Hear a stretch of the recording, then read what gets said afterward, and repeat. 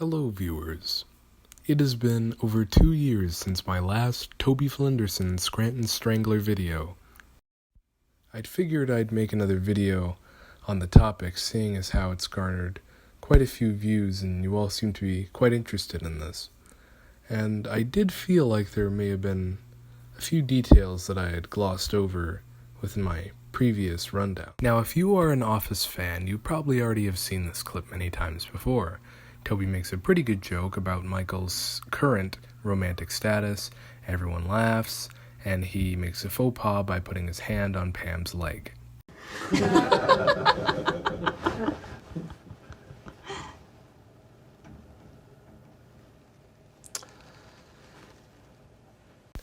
This, of course, provokes an uneasy reaction from all the other people in the room, and for good reason. This was obviously kind of weird, considering that this was a good moment for Toby up until that point. But then, of course, he declares this.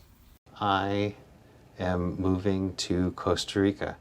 Thought about it for a long time now, and I'm finally going to do it. Now, this scene actually sets up a pretty interesting thing for Toby here. He runs away from this situation, as we'll see in just a second. I'm just going to hop the fence and jog home now.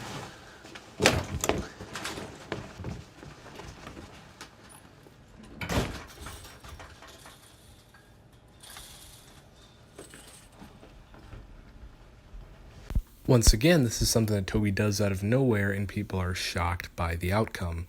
This also leads to something very interesting, because if just this situation, something as awkward as a room full of people, can cause him to run, jump a 9-foot tall, or just about, fence, and jog all the way back to his house, it begins to seem a little bit possible that his strangely timed and pretty abrupt move to Costa Rica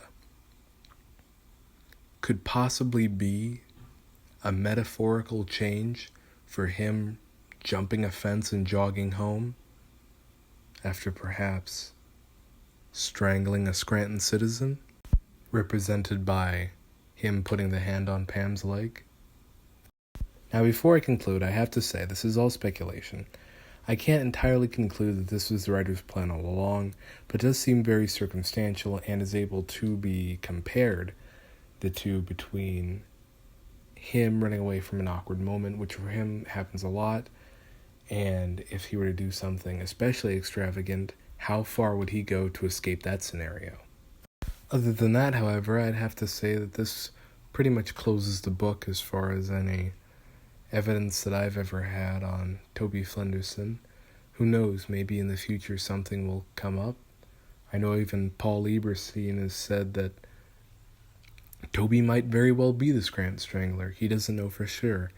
And I'd say until we get an Office reboot, which that doesn't seem to be happening anytime soon, none of us will truly know for sure. But if it does happen, I may have to reopen this investigation.